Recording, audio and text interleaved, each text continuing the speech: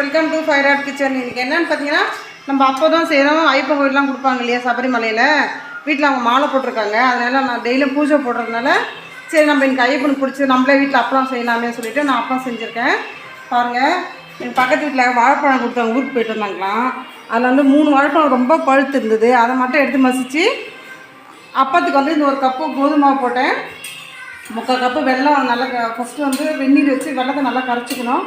அந்த கட்டியெலாம் இல்லாமல் கரைச்சிட்டு ஃபில்ட்ரு பண்ணிடலாம். அந்த கோதுமை எடுத்து வச்சுருக்கோம் இல்லையா, ஒரு கப்பு அதோடு ஃபில்ட்ரு பண்ணிவிட்டு நம்ம என்ன பண்ணணும், இந்த வாழைப்பழம் நல்லா மசிச்சு விட்டுட்டு இந்த கோதுமாவு இந்த கரைசல் வச்சுருக்கோம் இல்லையா, வெள்ளை கரைசல் அதோடு சேர்த்துட்டு ஒரு 2 ஏலக்காய் தட்டி போடலாம். தட்டி போட்டு குட்டி குட்டியாக அவ்வளோதான் நல்லா மிக்ஸ் பண்ணி விட்டுட்டு, ஏன்னா ரொம்ப சூடாக இருக்கும், கை வைக்க முடியாது.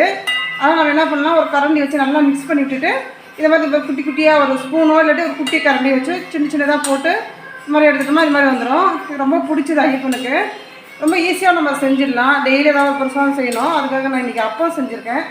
ஓகே ஃப்ரெண்ட்ஸ், இந்த வீடியோ பாருங்கள், பிடிச்சா சப்ஸ்கிரைப் பண்ணுங்கள், லைக் பண்ணுங்கள், ஷேர் பண்ணுங்கள். சூப்பராக இருக்கும் இந்த அப்பம்.